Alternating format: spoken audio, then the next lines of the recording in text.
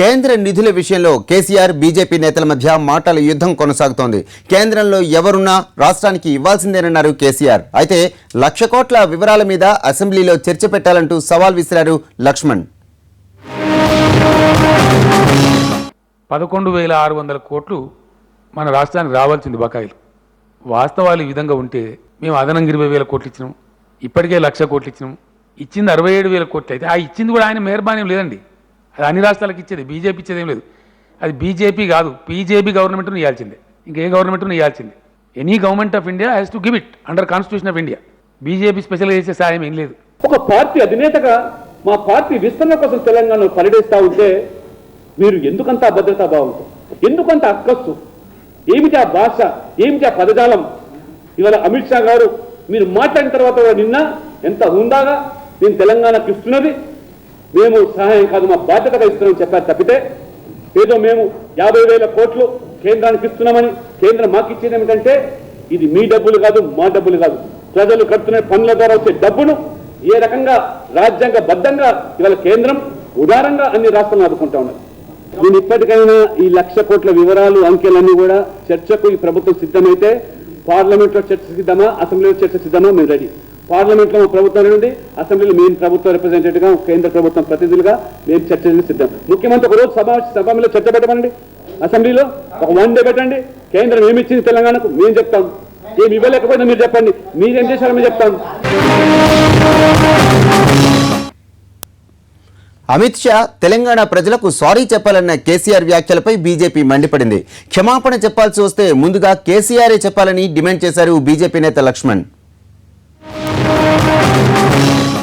Before Mr. Amit Shah leaves the state, I am challenging him.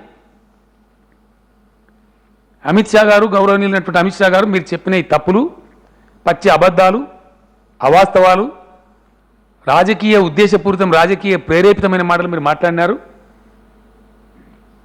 తద్వారా ఇక్కడున్న TRS government చిన్నగా చేసి చూపెట్టాలనే ఒక వెకిలి ప్రయత్నం మీరు చేసినారు. కాబట్టి మిమ్మల్ని తెలంగాణ ప్రజల ముందు నిలబెట్టాల్సిన బాధ్యత నా మీద ఉంది. నేను డిమాండ్ చేస్తా ఉన్న అమిత్ షా గారిని ఇవన్నీ తప్పులు ప్రచారం చేసినందుకు తెలంగాణ ప్రజలకు అపాలజీ చెప్పాలి, క్షమాపణ చెప్పాలి.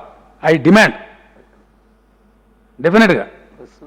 నేను చెప్పేది కనుక తప్పైతే, ఒకవేళ అమిత్ షా గారు రుజువు చేసే పరిస్థితి అయితే, దీనిలో ఒక్క ఫిగర్ కానీ ఒక్క రూపాయి కానీ తేడా ఉంటే I'm ready to resign to my chief minister post. I'm challenging him.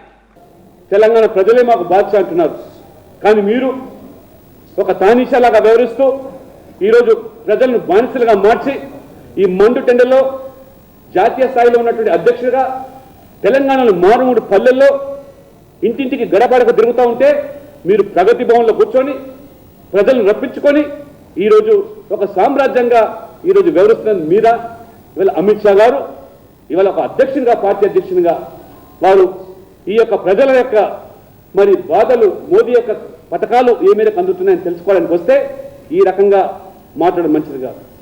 క్షమాపణ చెప్పాల్సిన విషయం వస్తే అమిత్ షా గారు కాదు, ఇవాళ ముఖ్యమంత్రి కేసీఆర్ గారు క్షమాపణ చెప్పాలి.